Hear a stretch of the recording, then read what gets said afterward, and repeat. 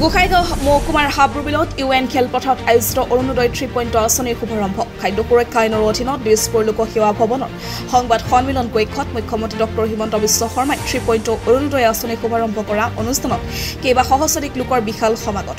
ৰাজ্যৰ মুখ্যমন্ত্ৰী ডক্টৰ হিমন্ত বিশ্ব শৰ্মাই দিছপুৰৰ পৰা ভাৰ্চুৱেলি অৰুণোদয় 3.0 আঁচনি শুভাৰম্ভ কৰাৰ পিছতে গোসাইগাঁও বিধায়ক জিৰণ বসুমতাৰী ৰাইজক উদ্দেশ্যি বক্তব্য প্ৰদান কৰে বিধায়কগৰাকীয়ে মুখ্যমন্ত্ৰী ডক্টৰ হিমন্ত বিশ্ব শৰ্মাৰ বক্তব্যৰ আধৰিয়ে বিধায়কগৰাকীয়ে ৰাজ্যত প্ৰায় 20 লাখ লোকক সামৰি লোৱা এই বৃহৎ আঁচনিৰ যোগেদি অৰ্থনৈতিক দিশত পিছপৰা দৰিদ্ৰ পৰিয়ালে যথেষ্ট সকাহ পাব বুলি আশা কৰে ৰাজ্যত প্ৰতিগৰাকী দৰিদ্ৰ হিতাধিকাৰীক অন্তৰ্ভুক্তিকৰণ কৰিবলৈ ইয়াৰ বাবে ৰেচন কাৰ্ড প্ৰস্তুতৰ নিৰ্দেশ আধাৰ কাৰ্ড প্ৰস্তুত আদি বিভিন্ন দিশ উল্লেখ কৰি বক্তব্য দিয়ে বিধায়কগৰাকীয়ে গোসাইগাঁও মহকুমা সদৰ চহৰৰ হাবৰুবিল স্থিত UN খেলপথাৰত আয়োজিত অৰুণোদয় 3.0 আঁচনিৰ শুভাৰম্ভ অনুষ্ঠানত প্ৰাক্তন কাৰ্যবাহী সদস্য তথা হৰাইবিল সমষ্টিৰ MCLA মৃত্যুঞ্জয় নাৰ্জাৰী জমদা সমষ্টিৰ প্ৰাক্তন কাৰ্যবাহী সদস্য ৰেউৰিয়া নাৰ্জাৰী পৌৰসভাৰ সভাপতি প্ৰফুল্ল ইছলাৰী মহকুমাধিপতি মৃদুল শিৱসাগৰৰ উপৰি প্ৰশাসনৰ বৰমূৰীয়াসকল সহশাসকীয় দলৰ বিভিন্ন পৰ্যায়ৰ নেতাকৰ্মী উপস্থিত থাকে এটা ডাঙৰ প্ৰগ্ৰাম আমাৰ কাৰণে লঞ্চ কৰিলে অসমৰ সন্মানীয় মুখ্যমন্ত্ৰী ডক্টৰ হিমন্ত বিশ্ব শৰ্মাদেৱে আগত আমি যেনেকৈ অৰুণোদয় 1.0 2.0 কৰিছিল এইবেলি 3.0 যিটো অৰুণোদয় ইয়াৰ ঘোষণা কৰা হ'ল ইয়াত বেছিকৈ আমি মানুহক যাতে বেনিফিচিয়াৰি পাব পৰা যায় তাৰ কাৰণে সামৰি লোৱা হৈছে আৰু এইটোৰ লগতে খাদ্য সুৰক্ষা আইনৰ অধীনত 20 লাখকে প্ৰায় 20 লাখকে নতুন বেনিফিচিয়াৰি যাতে আকৌ পাব পাৰে এইটোকে লগতে লঞ্চ কৰা হৈছে গতিকে মই ভাবোঁ এই 3.0 অৰুণোদয় যিটো আঁচনি আজি লঞ্চ কৰা হৈছে ইয়াৰ যোগেদি আমাৰ যি প্ৰত্যেক সমষ্টিত থকা যিসকলৰ অৰ্থনৈতিকভাৱে পিছ পৰি আছে সেইসকল ফেমিলি বা ব্যক্তিয়ে অলপ হ'লেও সিহঁতে সকাহ পাব বুলি মই আশা ৰাখিছোঁ কাৰণ প্ৰতি মাহত যদি এটা অৰ্থনৈতিকভাৱে পিছপৰা এটা ফেমিলিয়ে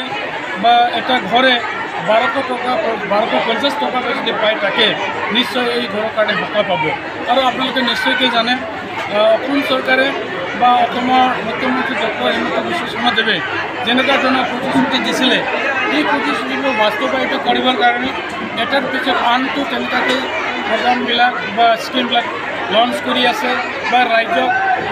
চিধাকৈ পোনপটীয়াকৈ পাব পৰা ধৰণৰ ব্যৱস্থাটো কৰি আছে এতিয়া আপোনালোকে নিশ্চয় শুনিবলৈ পাইছে যে আমাৰ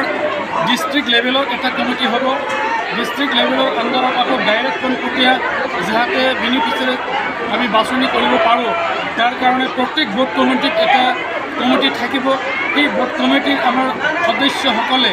আমাৰ কি জাগাৰ জেণ্টেলমেন বা আমাৰ বুদ্ধিজীৱীসকলক লৈ সিহঁতে নিশ্চয় এইটো বাছনি কৰিব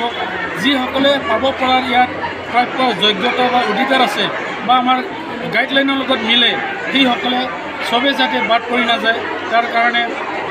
বিহিত ব্যৱস্থা কৰা হৈছে আৰু আমি লক্ষ্য ৰাখিছোঁ যাতে যিসকল হিতাধিকাৰীয়ে পাবৰ কাৰণে যোগ্যতা আছে তেওঁলোকে যাতে বাদ পৰি নাযায় দেখা গৈছে যে এইবিলাক আছে প্ৰয়োজন আছে তাৰ কাৰণে আগতীয়াকৈ ৰেচন কাৰ্ডটো বনাই ল'ব অলৰেডি কোৱা হৈছে গতিকে মই ভাবোঁ যিহেতুকে আজি তাৰিখতে আপোনালোকে মই আগতে কৈছিলোঁ যে 20 লাখকৈ খাদ্য সুৰক্ষাৰ আইনৰ অধীনত নতুনকৈ ৰেচন কাৰ্ড যিহেতুকে দিয়া হ'ব বা যিসকলে পোৱা নাই সিহঁতৰ কাৰণে ব্যৱস্থা কৰি দিয়া হৈছে